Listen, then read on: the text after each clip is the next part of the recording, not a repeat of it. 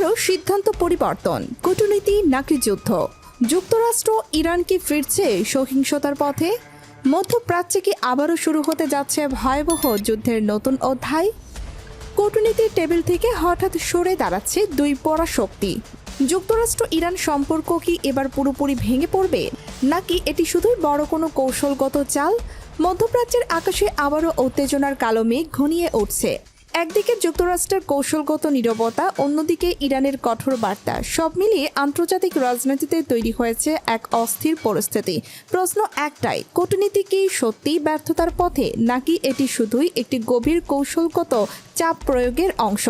বিশ্লেষকদের মতেই সাম্প্রতিক কিছু সিদ্ধান্ত ইঙ্গিত দিচ্ছে যে দুই দেশের সম্পর্ক আবারও নতুন মোড় নিতে পারে। কিছু সময় আগে যেখানে আলোচনা সমঝোতার সম্ভাবনা দেখা যাচ্ছিল, সেখানে এখন আবারও দেখা যাচ্ছে অবিশ্বাস, হুমকি আর পাল্টা হুঁশিয়ারি।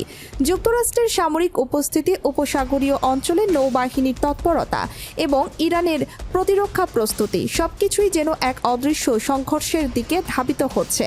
কিন্তু বাস্তবে কি যুদ্ধ অনিবার্য, নাকি এটি শুধুই কূটনৈতিক চাপ তৈরির একটি অংশ?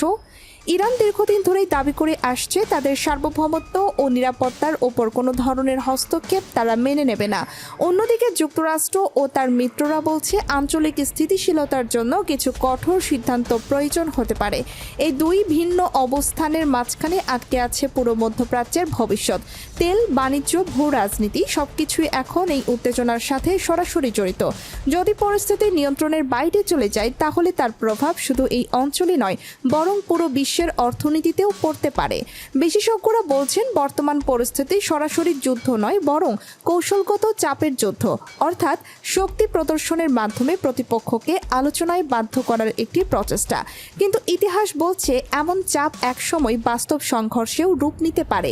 এদিকে সাধারণ মানুষ সবচেয়ে বেশি উদ্বিগ্ন, কারণ যুদ্ধের শব্দ মানেই জীবন, অর্থনীতি এবং ভবিষ্যতের অনিশ্চয়তা।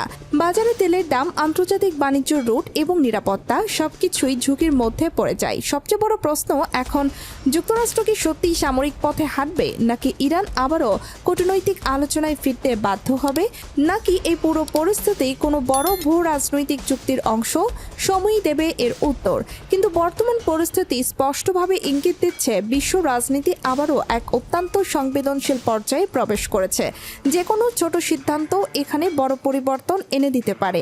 আর তাই আন্তর্জাতিক মহল এখন সতর্ক দৃষ্টিতে পর্যবেক্ষণ করছে প্রতিটি পদক্ষেপ।